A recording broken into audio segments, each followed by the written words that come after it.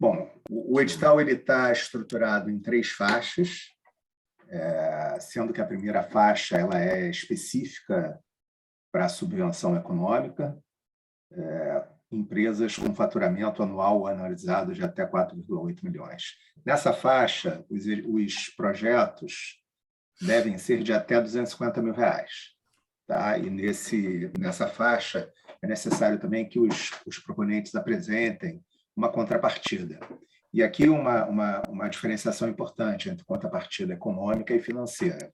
O que a gente está pedindo é uma contrapartida econômica, que significa dizer que horas trabalhadas pela equipe do projeto podem entrar como contrapartida, parte do aluguel ou da infraestrutura utilizada não, em outros projetos, mas que no rateio vão estar direcionadas a esse projeto, podem ser usadas contrapartida, e por aí vai. Então, seguindo o que a Rafaela falou, a gente tentou ser o mais includente possível para realmente dar meios que as empresas de menor porte sejam competitivas.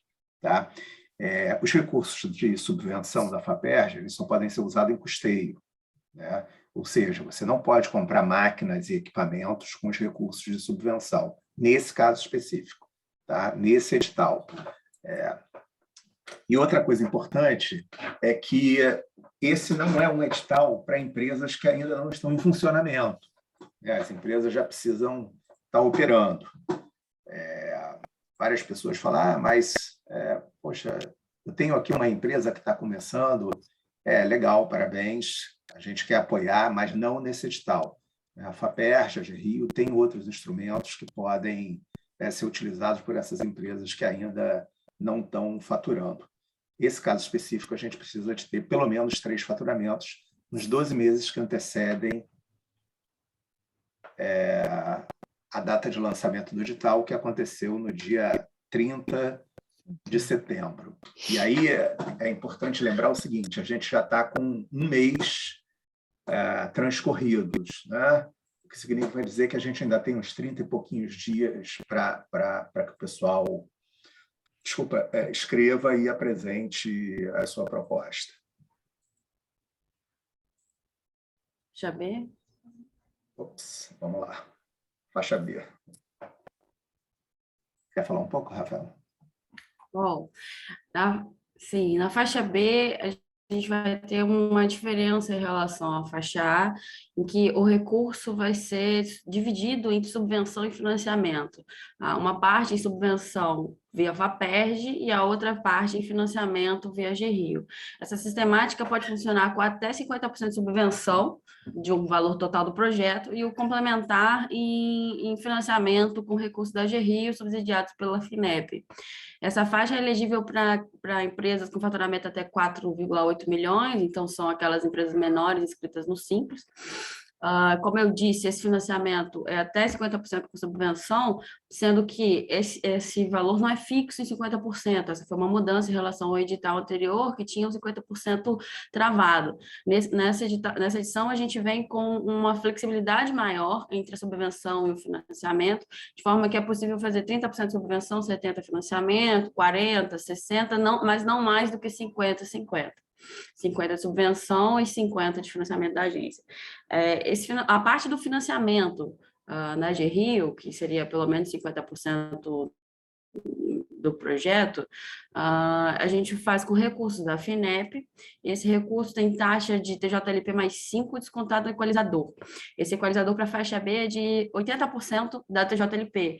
Então, essa é uma sistemática um pouco complexa, que não vale adentrar muito aqui no cálculo, mas para fins de referência, hoje essa sistemática ficaria em TJLP mais 0,74.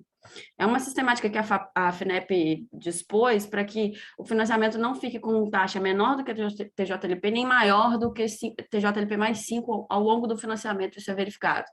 Tá, mas para referência, TJLP mais 0,7 é o que a gente está trabalhando hoje, não oscila muito mais do que TJLP mais 1, não, para essa faixa. Esse financiamento tem prazos de até 4 meses de carência, que é o tempo que a gente entende que é possível executar o projeto para que ele possa ter receita para começar a compor as amortizações que vêm em seguida. Então, um prazo bastante extenso, bastante longo, diferente do que a gente tem nas linhas tradicionais da GRIO, diferente do que o mercado financeiro costuma dispor. Então, é uma oportunidade bastante interessante em termos de taxa e prazo da parte que seria financiável aí da agência. E o interessante também dessa junção com a FAPERJ é que, se a FAPERJ tem a limitação da subvenção com apenas despesas de custeio, nessa parte financiável, que pode ser até 50%, as rubricas são muito amplas, a gente pode financiar aqui diversos itens de um projeto, com exceção de capital de giro.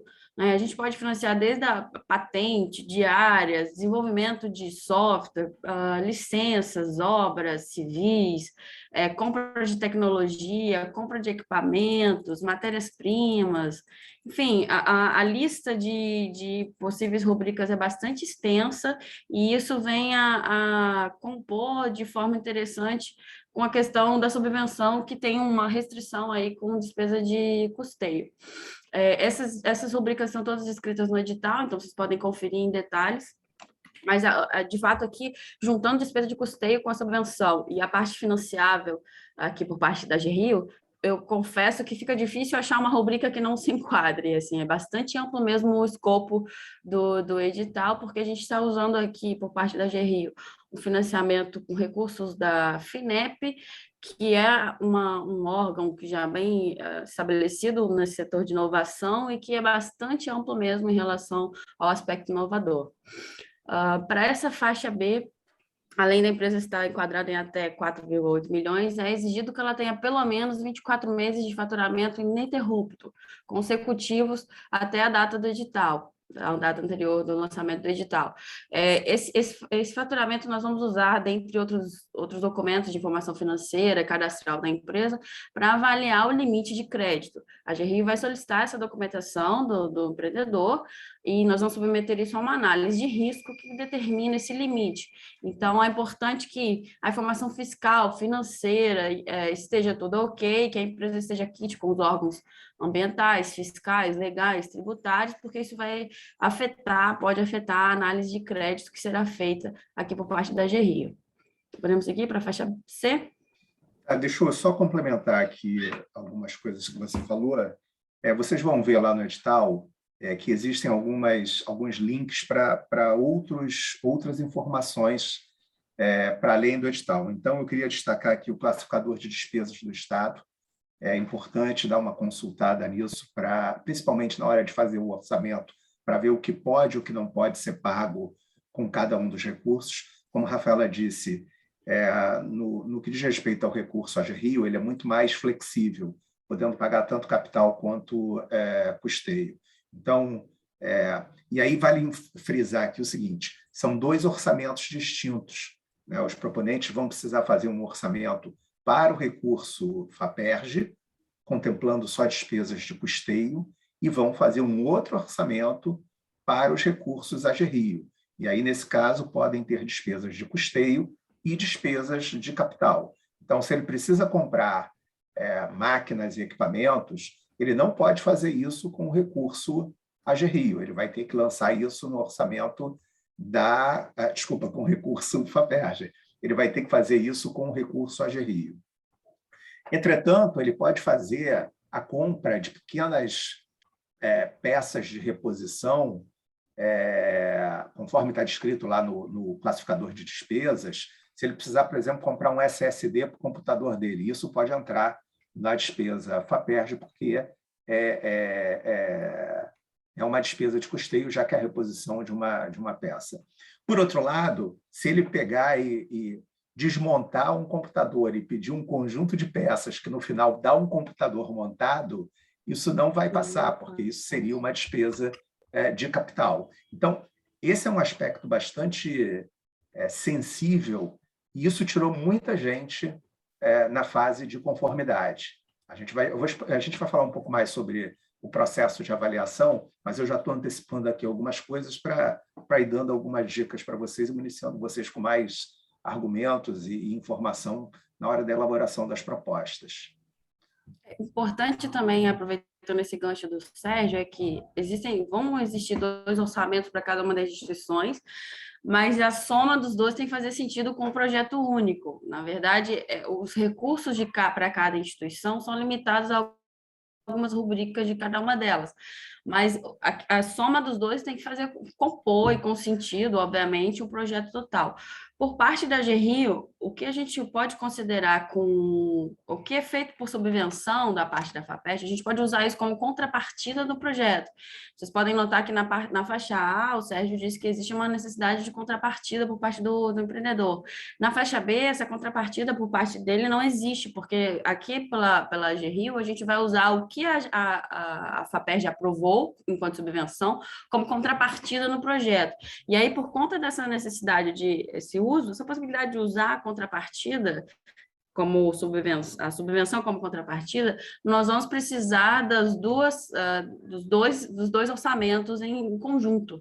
Ele vai entrar aqui dentro da GRIO como um projeto único, de forma que os 50% ou menos da subvenção seria a contrapartida. Correto? Podemos seguir para a faixa C.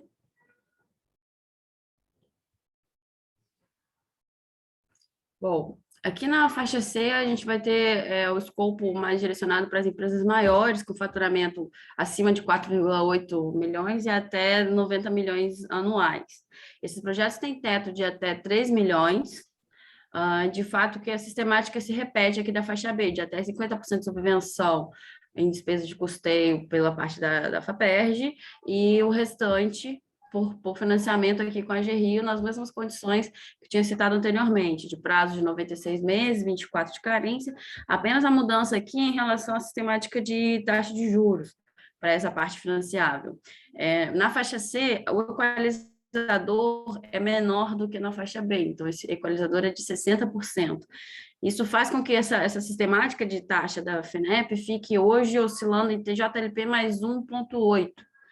Tá? Isso é o que a gente tem hoje, a sistemática dela é TJLP mais 5 menos 60% de TJLP. Isso está descrito no manual da FINEP, tem até as fórmulas de cálculo, a memória de cálculo, eles disponibilizam isso, vocês fica mais fácil de divisão 8.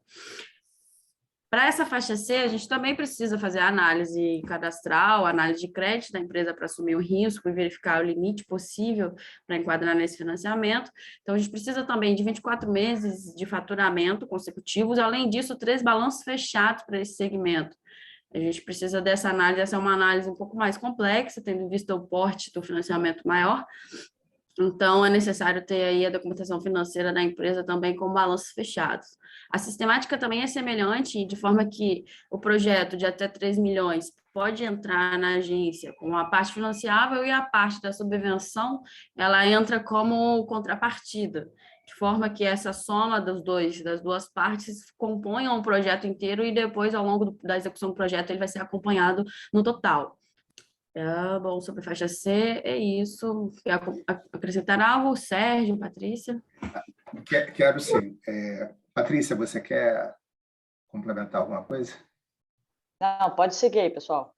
Tá. Então, eu tinha comecei falando lá na faixa B das informações para além daquelas dispostas no edital.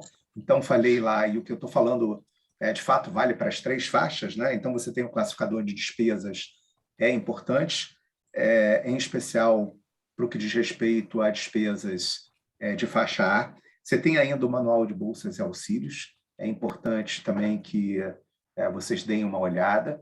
Então, no edital tem um link para esse manual, e tem ainda o manual de prestação de contas. E aqui vale dizer o seguinte, imagina que o proponente escreveu o projeto, passou na conformidade, foi para avaliação de mérito, passou no mérito, exemplo faixa C, né? Foi para análise de crédito, passou na análise de crédito. O pior que pode acontecer lá no final, ele recebe o recurso e começa a usar o recurso de maneira meio sem disciplina, né? Não prestando atenção de como o despesamento deve ser feito. ele vai ter um enorme problema depois, em especial no que diz respeito aos recursos FAPERJ, porque a auditoria pode fazer com que ele tenha que devolver os recursos. Então, estou frisando isso para mostrar a importância do manual de prestação de contas. Esse é um recurso público, ele vai precisar ter disciplina, porque ele vai precisar prestar contas. O recurso que ele disse, a maneira como ele disse que vai gastar o recurso, isso está, né, descrito nos orçamentos, é a maneira pela qual ele vai ter que efetivamente gastar o recurso. Ele não pode dizer que eu vou comprar máquinas e equipamentos e aí ele pega o dinheiro para comprar máquinas e equipamentos e gasta em custeio, ou vice-versa. Tá?